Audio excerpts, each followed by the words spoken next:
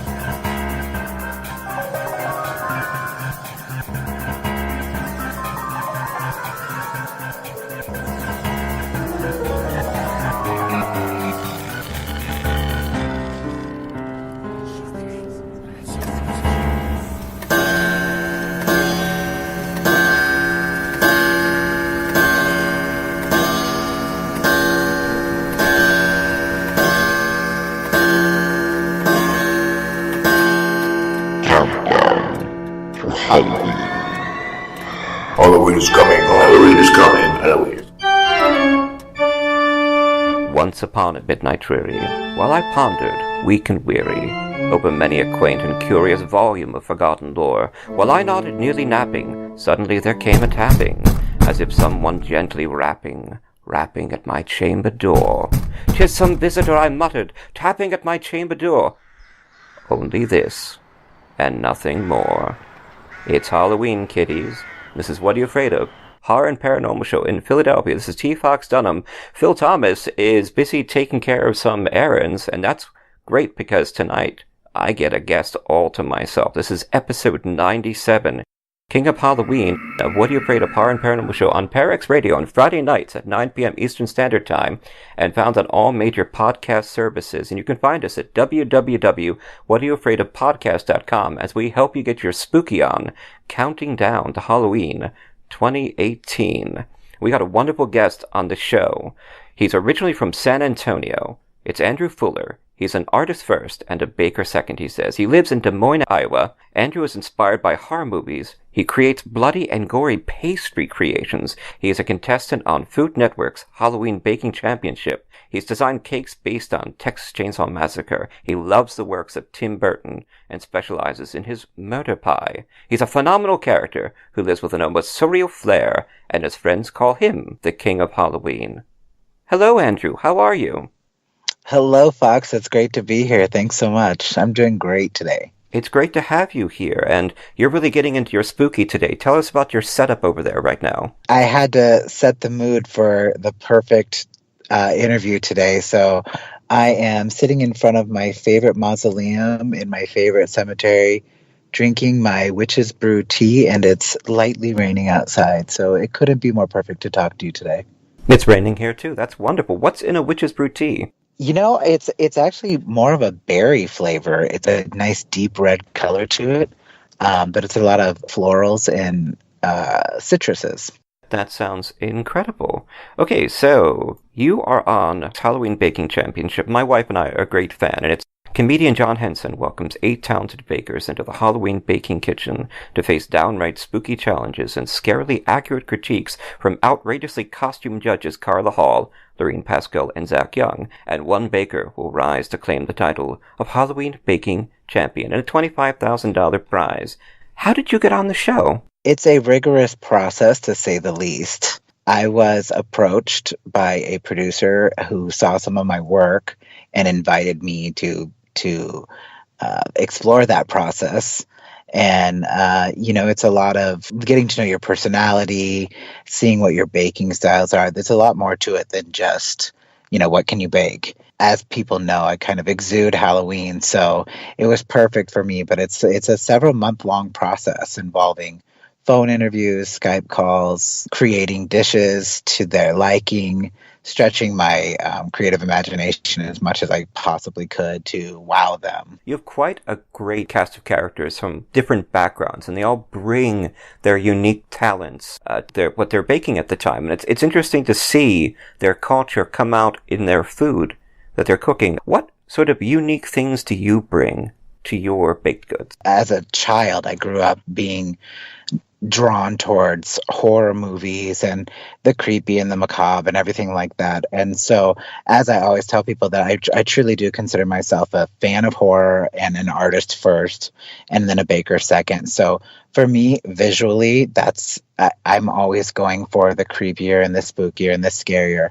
But as far as flavors, I really like to also surprise the person who's going to be tasting the food that I'm making. Our eyes see something first, and obviously we want to wow people with that, but I want to surprise them and shock them as well with the flavor. So I like to incorporate elements that people don't expect in their dishes, like smoked paprika, for instance. Mm-hmm. Yeah, that's what we saw yesterday, and that was the challenge, right? And the surprise challenge, and you were already putting it in your recipe.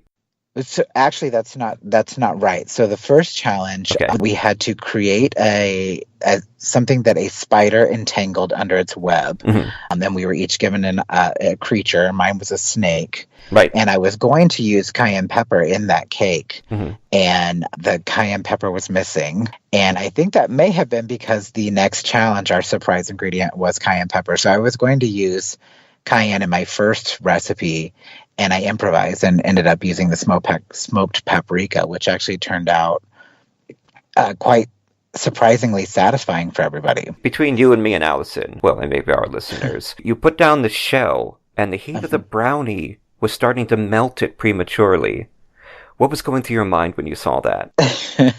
Well, it's like I just decided to make everything as hard as possible for myself, mm-hmm. beginning with the fact that I was using a larger mold than most people, and that there was only one of them. Most people had something that had at least 6 cavities, some had 12 cavities, and I had to make multiples of everything, and I was already struggling with that. So as soon as I saw that the ones that I was successfully releasing from their molds started melting under the lights, I thought my heart was breaking, literally. Not melting, but breaking. But you made it through, and I'll tell you, there was a moment of suspense as I was watching, and Allison was going, oh, hon, I don't know. And I'm like, he's got to make it. I bring the drama, apparently. Excellent. That's what makes it so enjoyable. So we're going to pause with Mr. Fuller from Halloween Baking Championship to play a ghost story read by our British folk singer, our wonderful David Walton, who's produced many songs for us and written many stories for us. And this is from author Sydney Lee. It's called Babysitter Blues. She sent it into the original website when I was collecting ghost stories years ago before I started doing the podcast and radio show. What Are You Afraid of? Horror and Paranormal Show on Para-X Radio at Fridays at 9 o'clock, and also available on all major podcast download services. This is T. Fox Dunham.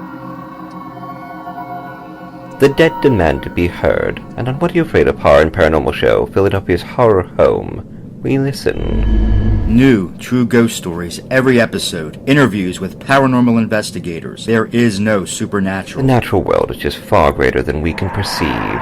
More information and expanded content at www.whatareyoufraidofpodcast.com. And follow us on Twitter at PFWhatAfraidOf. Find us on all major podcast services including iTunes, Google Play, and Spotify, iHeartRadio, or listen to us Fridays at 9 p.m. on the Para-X Radio Network. I'm horror author T. Fox Dunham. I'm horror author and filmmaker Phil Thomas. So what are you afraid of? If you like what you hear, leave us a review on your preferred podcast service. What Are You Afraid of? Horror and Paranormal Show. Speak to the Dead. This Halloween. Para-X. Babysitter's Blues. City Unknown, New Hampshire, USA. Circa 1992. Submitted by horror editor and author Sydney Lee, and read by David Walton. To say I was irresponsible as a teen would be a gross understatement. Doing what was expected of me wasn't high on my list of priorities, but if I was trusted with something, I took it seriously. Caring for animals and children was a common job for me, and I believe it kept me as grounded as someone with her head in the clouds could have been. Our neighbours had a teenage daughter they weren't comfortable leaving alone during a brief summer vacation, and left me in charge while they were gone. I was only a few years older than her, if that, but they left me the keys to their car, a few rules, and figured she'd be better off with some supervision. Not so much. A few days into it, we fell into a groove, and I thought it would be okay to hang out with my then boyfriend for a while before getting to the house. But when I arrived, she was gone. Rule number 1 was already broken: no leaving the house at night. I dug through her things for her best friend's phone number and discovered she was in New Hampshire for the night with no plans to come home. We broke 2 more rules between us as I drove her parents' car out of state to get their daughter at an out-of-state address I had to find by street signs. This was long before iPhone maps guided my way. I stopped at several payphones as I made my way closer and became increasingly desperate to find her after learning she was alone with her friend's older brother. There didn't need to be a rule in place for that, to know it wasn't allowed. I don't know how I managed to get where I did, but I pulled into the driveway of an old house with no lights on and acres of dark, wooded land surrounding it. I sat in the silence for a while, letting my eyes adjust to the dark and trying to decide what to do. That's when I saw it. I stared at it for what felt like an eternity until the image fully formed before my eyes, and was struck with an instant sense of profound unease. A young boy in what appeared to be 19th century clothing, knickers, suspenders, bib-front shirt, newsboy cap, worn-out colonial-style shoes, was crouched down by a tree digging in the dirt with a stick. He was just shy of real. By that I mean he was cast in a protean blue afterglow, and somewhat illusory in the sense that if my eyes wandered away from him, he became unclear. He looked up and met my gaze, and it was enough to send me back the way I came with no hesitation whatsoever. I was so rattled that I have no memory of the ride home, only the fear and unquiet I felt in my bones. To this day, his image haunts me, no pun intended. I could put a pen to paper and draw that little boy like he was sitting before me as we speak. The unearthly portrait of his blue-lit silhouette has not left my mind's eye. Upon their return, the parents were of course disturbed by their daughter's overnight excursion, but were kind and gracious in shifting the blame off of me and onto her for putting me in such an uncomfortable position. If they only knew.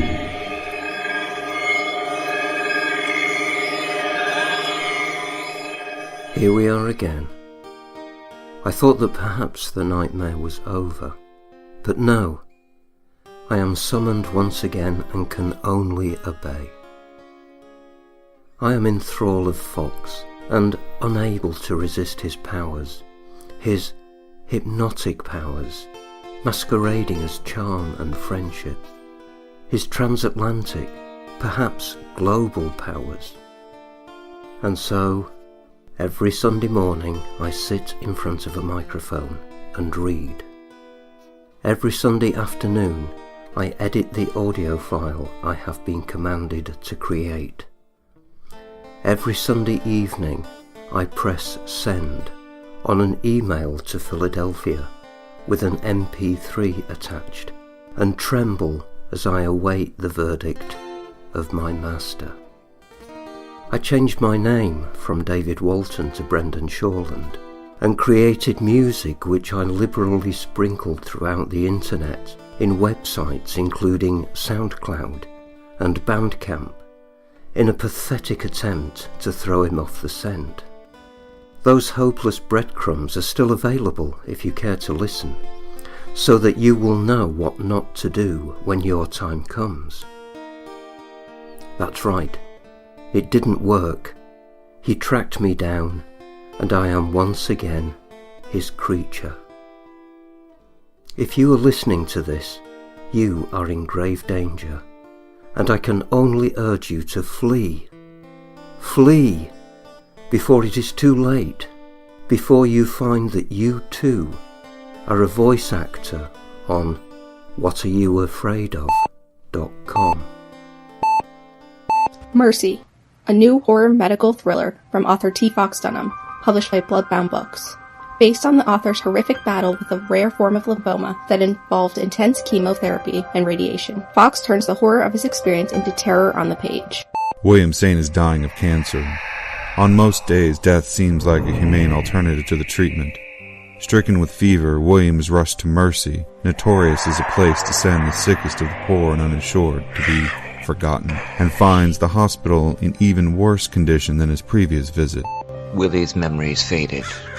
He grabbed his sack head, the sack head of the scarecrow, picking at the exposed chicken wire to hold them in. However, the memories fell out of the holes in his face. They wormed and crawled from the leather flesh and the old clothing of the scarecrow, then squirmed and wiggled down his body.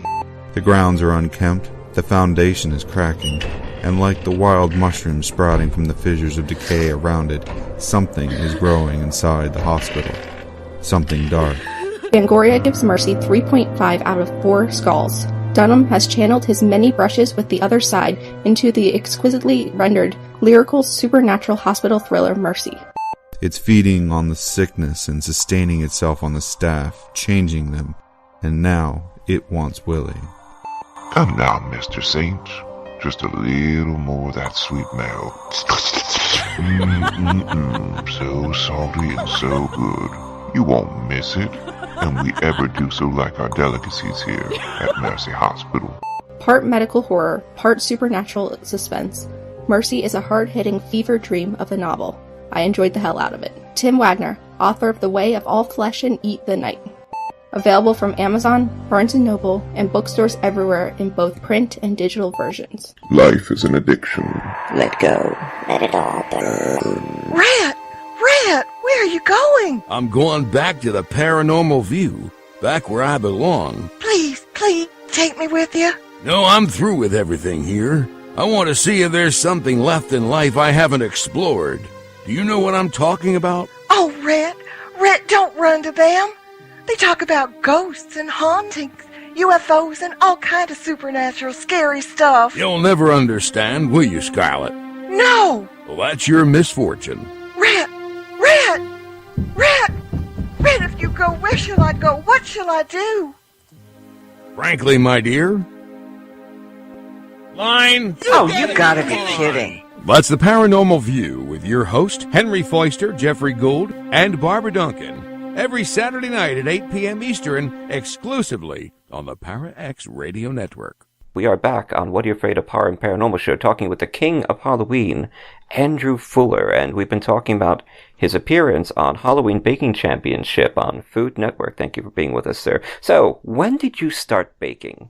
Well, as a child, I was kind of the weirdo who didn't want to go outside and play baseball and all those kind of things with the other kids in the neighborhood. And there was a few years where we lived with my great-grandmother, and she was not afraid to hide the fact that I was a favorite of hers, and she loved to bake. And so she kind of took me under her wing as a little one. And, on stormy days or snow days where we got to stay home, or even just in the summer when I didn't want to go outside and play with the other kids, she would take me into the kitchen and keep me entertained by teaching me some of her favorite things. And so I think that must have planted a seed in me. When I was older, it became a comfort thing for me. So when I wasn't, when I was feeling creatively blocked, or when I was feeling depressed, or just, not certain of where things were in my life, I tended to bake things. So it's always been something that was kind of just a part of me and a part of my happy memories from being a kid. Oh, I can understand that. I take a lot of pleasure in baking myself. Of course, I'm an amateur. And I was saying in the email that as an author, it can take 6 months to 2 years to hear back from a story or a novel, and often they fall through. So it's very hard to get gratification or any sense of reward from your work. So I turn to baking because you can get an instant smile or approval from the people you care about, and it filled that gap in me. That's a great perspective, and I think that probably makes a lot of sense for me because I am one of the most impatient people you will meet, and so that instant gratification is very necessary for me. Can you tell us also about your love of horror? When did that begin? So once again, I think horror is a thing that was planted in me at a really young age. I remember being 8 years old, and I had cool parents that could let me, experience scary movies without caution. And if that made me scared at night to go to bed, then that was something that I would learn from. But that never really happened. I loved it. I ate it up. And I remember I would say probably 8 years old, the movie Psycho just captured my attention. And I loved the music. I loved the way it was filmed. I loved that it was black and white. And I needed more. And then on kind of a more tragic side, my father passed away when I was 9 years old. And so at a young age, I think I learned about death a little earlier than some other children would. And that's kind of where my love for Tim Burton and the more whimsical side of things came into play, because he gives a whimsical, hilarious approach to what the afterlife is. And as a small child, having that fear of death put into me, it was a great coping mechanism. And so I kind of just entangled myself into this macabre lifestyle. Do you like any zombie films? Oh, I love zombie films. Return of the Living Dead. Mm-hmm. Night of the Living Dead, probably. I tell people all the time that's probably one of the scariest movies I can think of, which surprises a lot of people. But first of all, I think black and white always just adds an element that you can't capture, in other ways. It just makes it creepier, and just seems so real and believable to me that someday I could end up in a cemetery and be, chased down by zombies. So that movie scared the heck out of me. But Return of the Living Dead, I love the campiness, and it's one of my favors. The chemical chemical zombies. Yes, exactly. So, I love zombie stuff. I was into Walking Dead for a while too, but I kind of fizzled out on that. But I like the comics and stuff like that. I remember looking for vats of 2,4,5-trioxin as a kid when I was obsessed with. Fun fact, I don't know if you're familiar with the series RuPaul's Drag Race.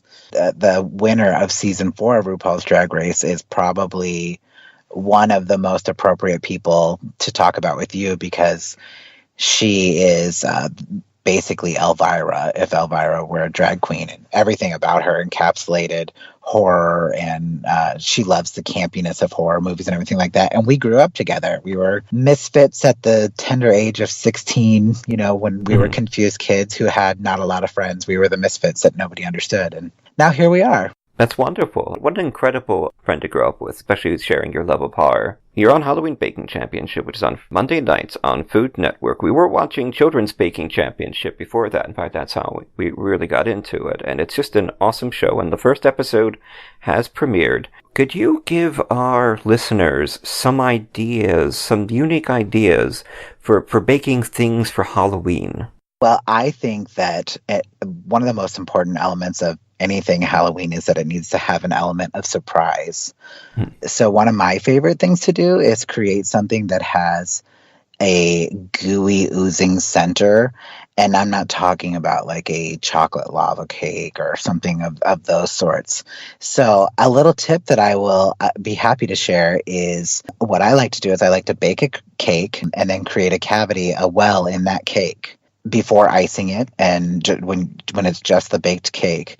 And then with that well, if you paint it with melted chocolate and let it harden, it creates sort of a barrier between whatever liquid you're going to put inside the cake and the cake itself.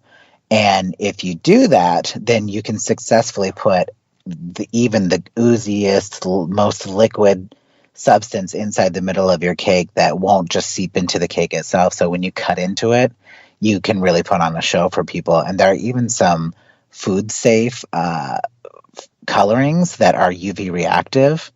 So like a vanilla creme anglaise, for instance, is a great base for a toxic green oozing filling that you can crunch into. That's the other thing, is when you cut into it, it kind of makes a crunching, cracking sound that just really enhances the dramatic effect of cutting into the cake. Oh, charming. That is wonderful. So that's a lucky one for you. That's incredible. How about some cookie ideas? Cookies are a fun thing to do. I mean, you can do cutout shapes, different flavors that have a spookiness. Adding activated charcoal to your dough can give a nice black, burnt, or deathly looking cookie. It's a pretty versatile medium because you can do, you can sandwich things together and have a filling on the inside. A tombstone. You could do a tombstone that has dimension to it, and you can sandwich two cookies in between a hollowed out cookie. And again, you can have that surprise of something inside the center, whether it's like, I like to do pop rocks, the fizzing popping candies, things like that just surprise people. Oh, that's incredible. What a nifty idea. Now, have you ever made candy?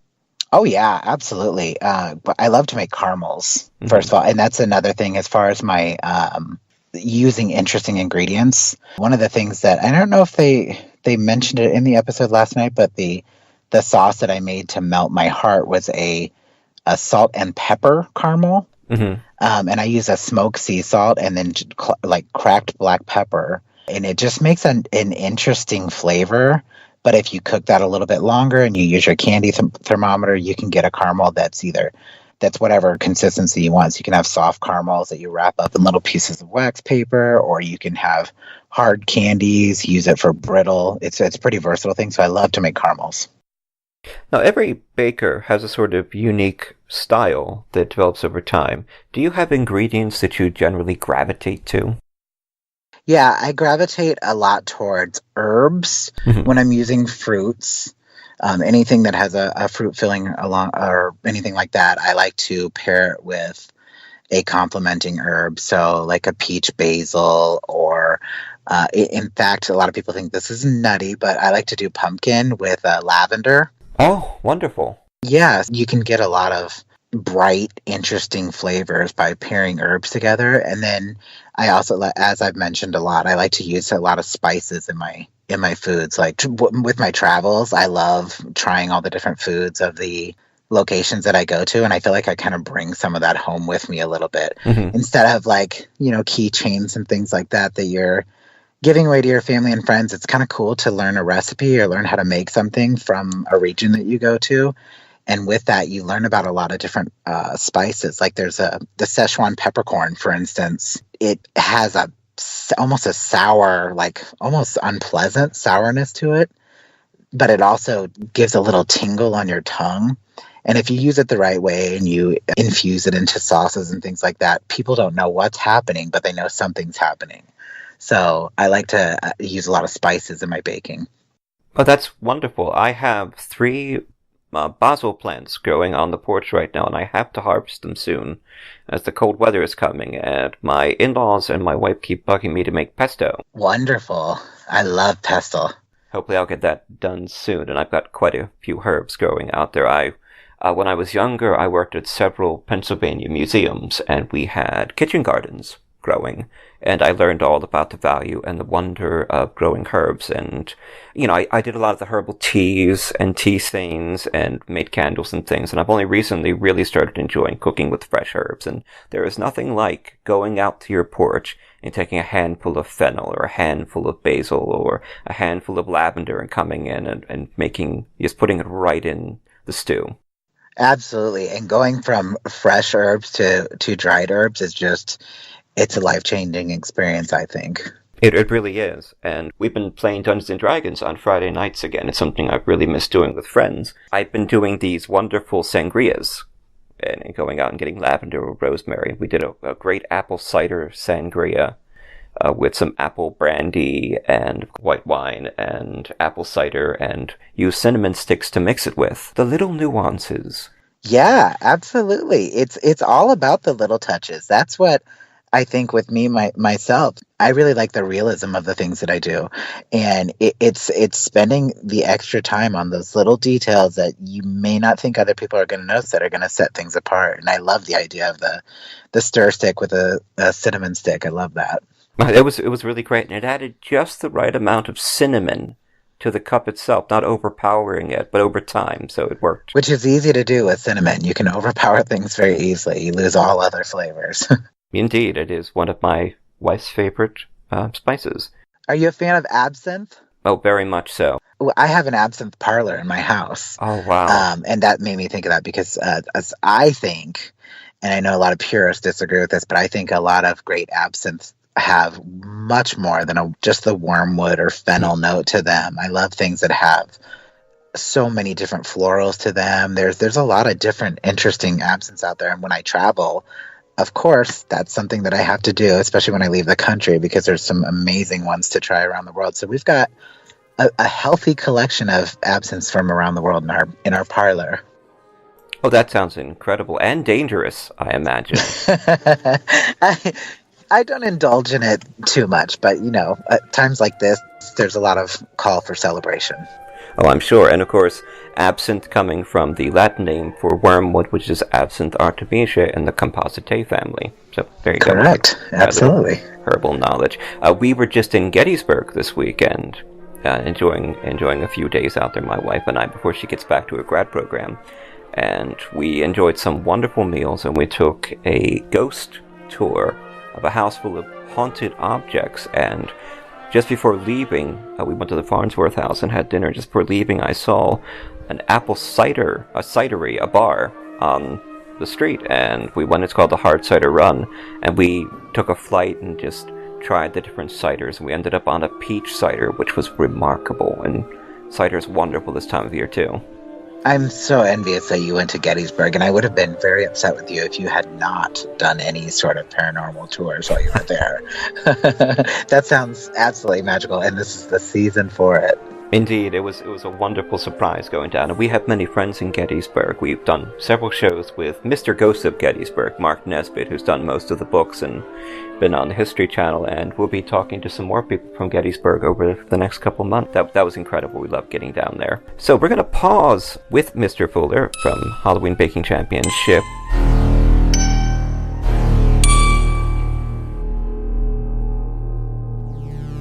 In the future, roving bands of comic book podcasts will savage the wasteland, once known as the Internet.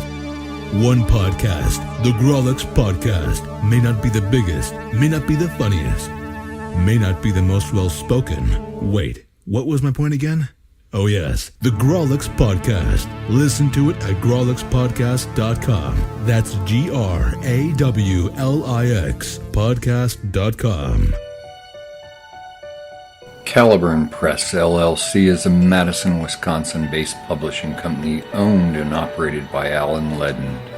Caliburn works with talented writers, artists, editors, and marketers throughout the United States, and you can find their books through their many imprints that include Damnation Books, Eternal Press, Malaferia Press, Ciento Sordida Publishing, and Spiro Publishing.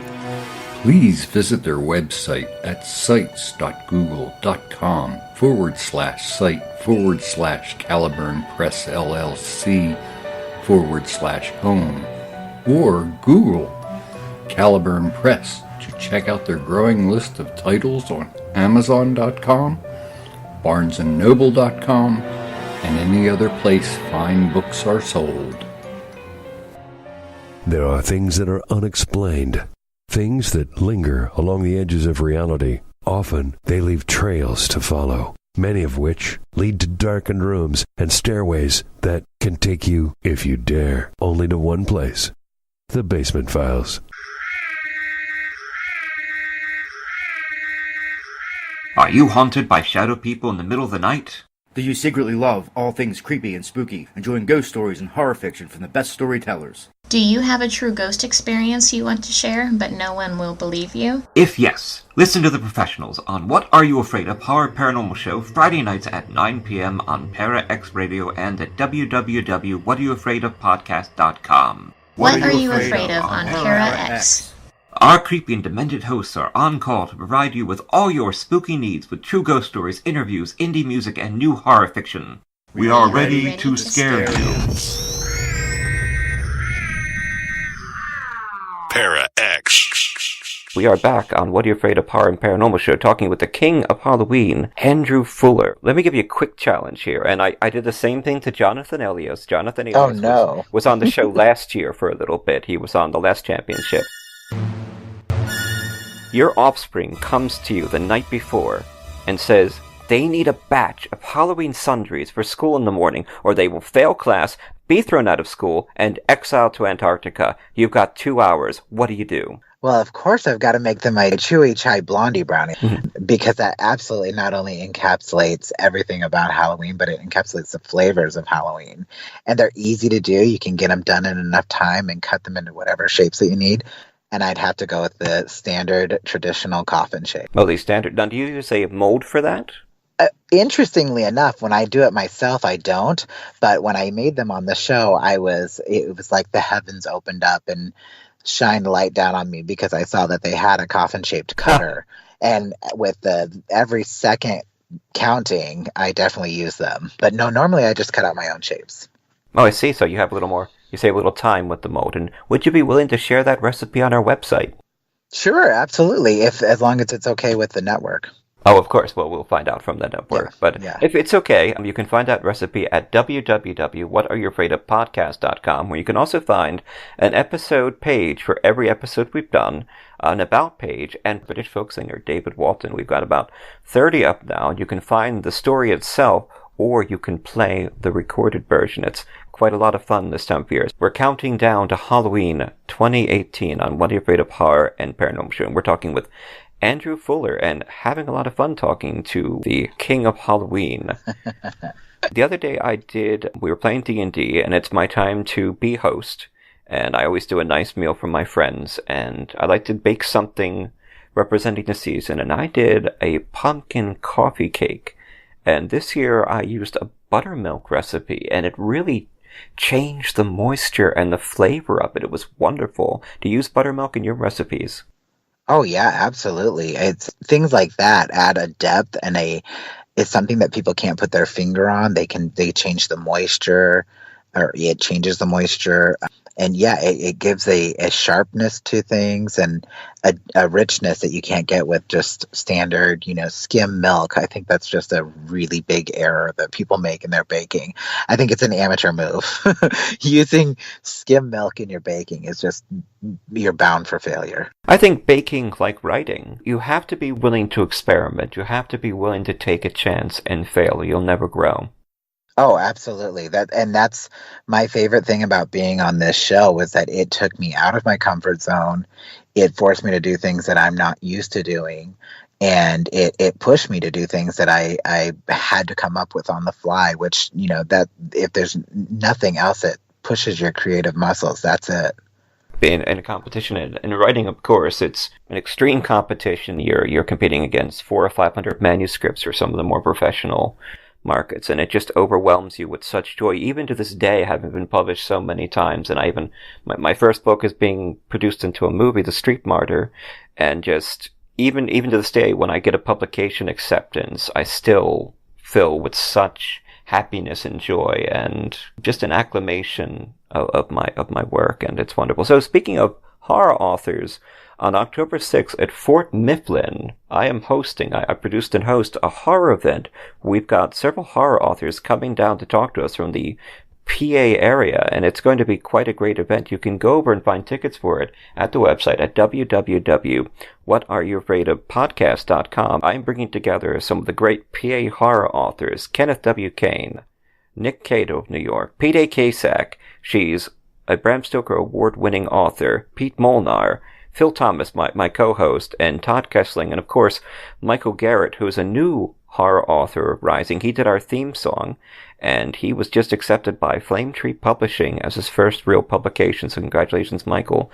And you can find out information for the event at www.whatayouafraidofpodcast.com. They've got tickets during the day, and at night there's a special ghost hunt, but get those tickets soon because the ghost hunt ones are selling out. You can come listen to some of your favorite PA horror authors in Casement 5. It's a wonderful environment. It's really spooky. There's a bit of an echo, and it's the most haunted location. So speaking of paranormal, Mr. Fuller, have you ever seen a ghost?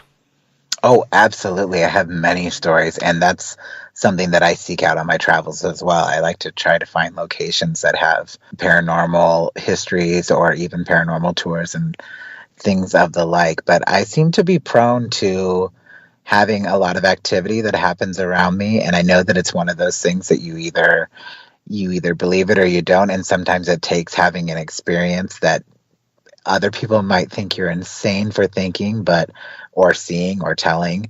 But I absolutely have had some pretty cool experiences. Do you want to share one of them with us? Sure. So my husband's grandmother, who unfortunately passed away a few years ago, we were pretty close with her, and she lived in a little house in the middle of nowhere, Iowa, in a little village called Quarry with maybe 10, 15 homes in it. And we always would stay in her, they called it the north room, in her attic, which already sets up a creepy vibe as it is. And she had told us many times that she had experienced things, that she'd wake up in the middle of the night and see a dark figure or something laying on her chest and trying to cover her mouth and things like that. And one night we were completely asleep, dead asleep, and I woke up in complete terror. I heard a sound, looked to the window, and I saw almost a full body apparition, but mostly a head of a gentleman who it was so lifelike and real that I was sure that I was dreaming. But I could describe, I saw him so detailed that I could describe everything about him. I could see the lines in his face and get a rough idea of his age, and he just stood there and stared at me, and I didn't know what to do, and I had a tear go down my face, and even though I had no reason to be afraid, it was the shock of it and how is this really happening? How is this going on? So I tried to wake my husband up. He didn't care what was going on and kind of went back to sleep, and I just laid there and I stared at that spot until it went away, and then I kept myself up for hours trying to process what had just happened.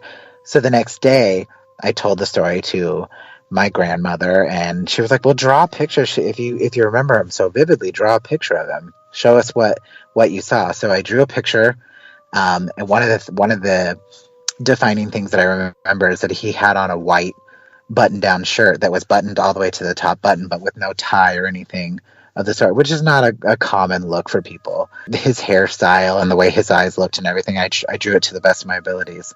And neither her or I noticed, but one of my husband's aunts noticed that there's an old picture that they have on their wall that has a large family in it. It's a nice sepia-toned old photo from the 1900s.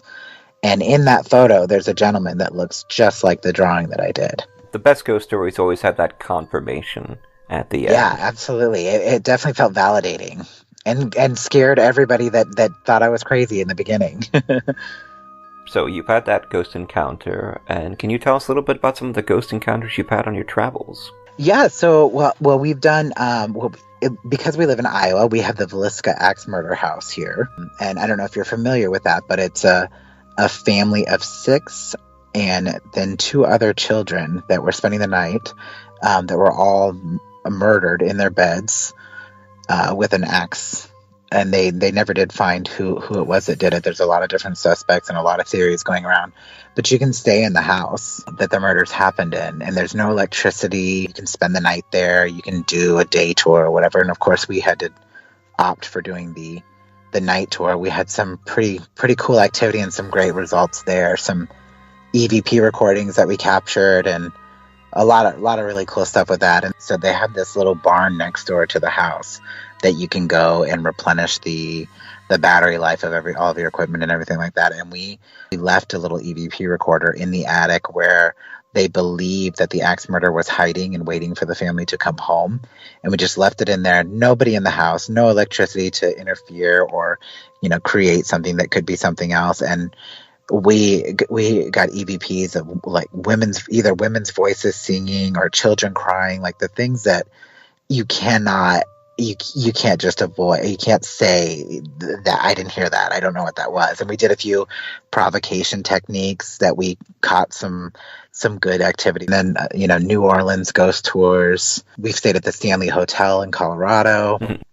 We've toured the catacombs of Paris. Oh, my. The Sedlec Ossuary outside of Prague. I don't know if you're familiar with that, but it's the Bone Chapel, which isn't necessarily haunted per se, but you step inside that building and the entire energy in the room it's palpable. Everybody can feel it. Well, that must have been incredible. And it sounds like that you're a bit sensitive to the other side. Yeah, I think so. And I think it has to do with having, an open mind about it. I'm definitely a skeptic in a lot of ways, which it sounds contradicting, but I don't claim to know anything, but I also don't claim that anything is not the truth. And if I have an experience, I'm not going to deny it. So I think that being open to that makes me prone to being, I guess, watched or visited or interacted with. Right, and it's something we talk about on the show. It's that the best ghost hunters are the skeptics, are the ones that have an open mind but a discerning mind. Oh, absolutely. You can't be too quick to be like, "Oh, I saw a ghost." No, that was a fleck of dust. Right. But you also have to accept that what you're seeing you have to trust yourself. You do. In fact, I'm going to tell you about a few ghost encounters I recently had in the last week, going to Pennhurst Asylum, and of course in Gettysburg. We have a friend who has a brother who works at Pennhurst Asylum, which is one of the more nice haunted attractions around the Philadelphia area. And of course it was the notorious Pennhurst Hospital, which for the mentally ill for years. And we went up there. It was opening night, and we had free tickets, which was very nice of Cindy, our friend. And we went through the 3 exhibits, and you finish in the Mayflower House. And it's just, you walk through the museum, you walk through the abandoned areas, and it's an old dorm room for the patients that were there.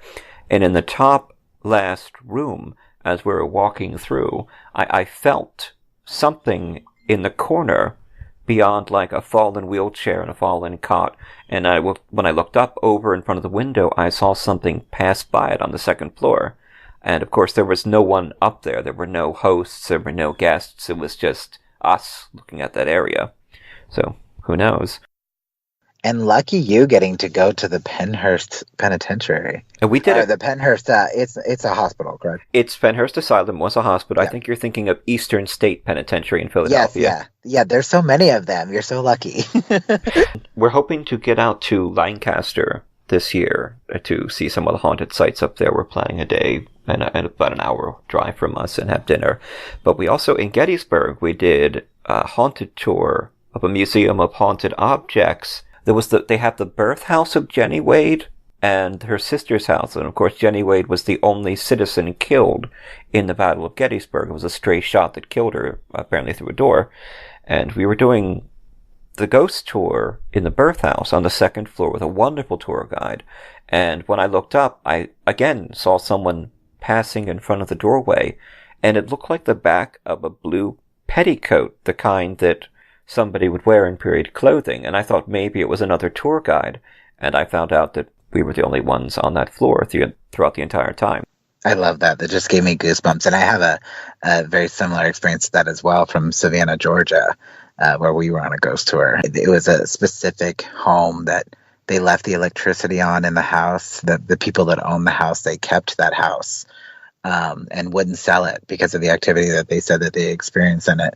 And they told us, a lot of people capture things here, so feel free to get your cameras out. And I took a lot of pictures, and I actually captured something in one of the windows where the photo right before that picture and the photo right after that picture are not, there's nothing in the window, and it's most certainly a shadowy figure. So if you're interested in seeing that, I'd be happy to send you a picture of that as well. Oh, very much so. We will definitely put that up at the website at www.whatareyourafraidofpodcast.com. You can find our archives of ghost stories, plus links to all of our guests, some more expanded content, and a picture of a shadow figure. So, something I ask a lot of our paranormal investigators is, there are two kinds of ghosts. There are the ones that have died, and then there are the ones that were never living. Now, do you believe in demons?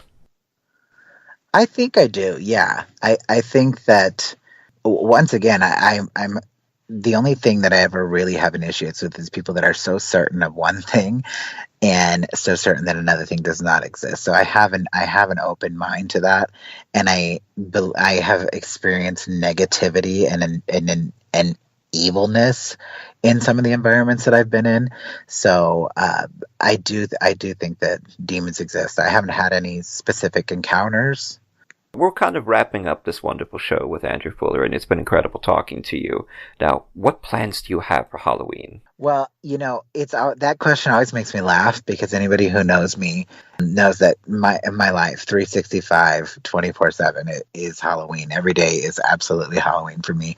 So I guess I could just go out and act like everybody else for the day, but I think I'll just continue on the way that I always do. Well, that's wonderful. Are you going to be watching any scary movies?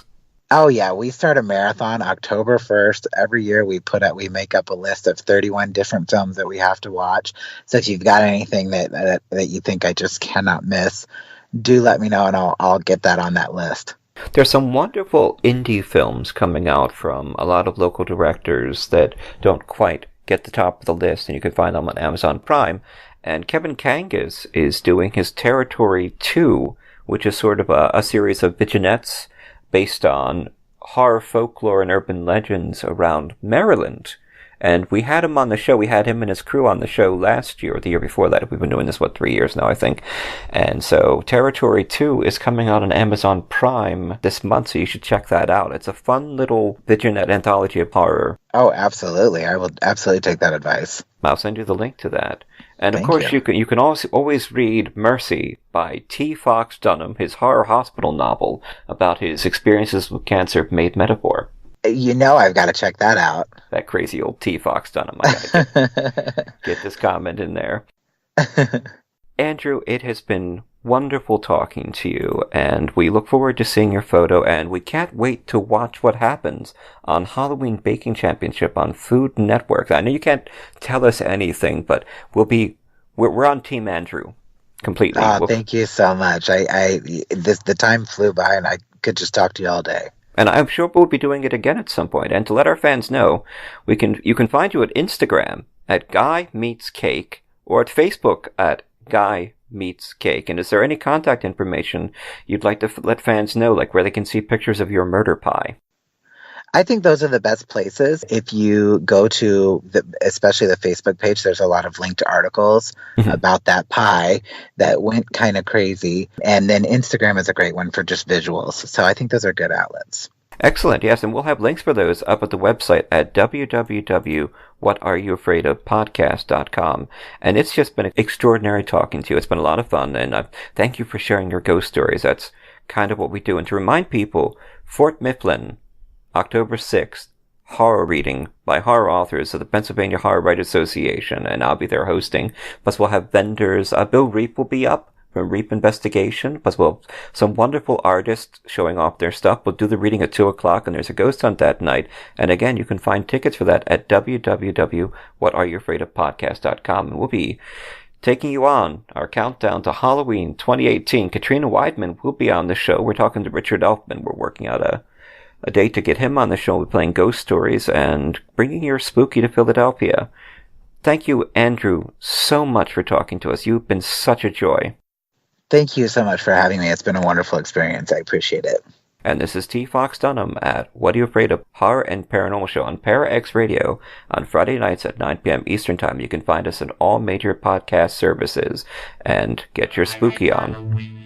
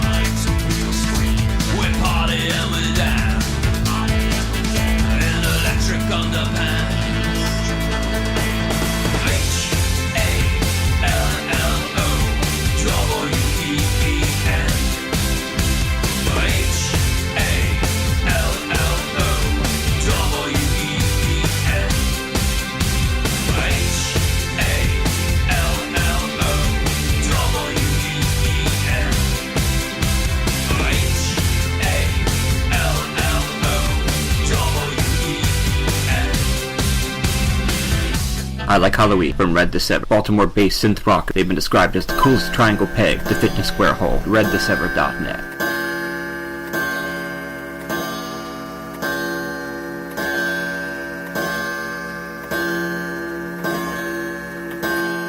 We were the misfits that nobody understood. We were the misfits that nobody understood. T. Fox Dunham lives in Philadelphia with his wife Allison. He's a lymphoma survivor, cancer patient, modern bard, and historian. His first book, The Street Martyr, was published by Gutter Books. A major motion picture based on the book is being produced by Throughline Films. Destroying the Tangible Illusion of Reality or Searching for Andy Kaufman, a book about what it's like to be dying of cancer, was recently released from Perpetual Motion Machine Publishing, and Fox has a story in the next Stargate anthology from MGM and Fandemonium Books, Points of Origin. Fox is an active member of the Horror Writers Association, and he's had published hundreds of short stories and articles. His motto is Wrecking Civilization, one story at a time. Phil Thomas is an author and screenwriter from the suburbs of Philadelphia. His screenplays have been produced into feature films False Face and Always from Darkness, and are available in major retailers such as Best Buy and Target, as well as availability on Netflix and Amazon On Demand. His short films can be viewed on his YouTube channel, Film Zero Presents. He is a member of the International Association of Professional Writers and Editors, and he currently writes for Cultured Vultures, Game Skinny, and BloodyDisgusting.com. His first novel, The Poe Predicament, is being published in 2018 by Caliburn Press.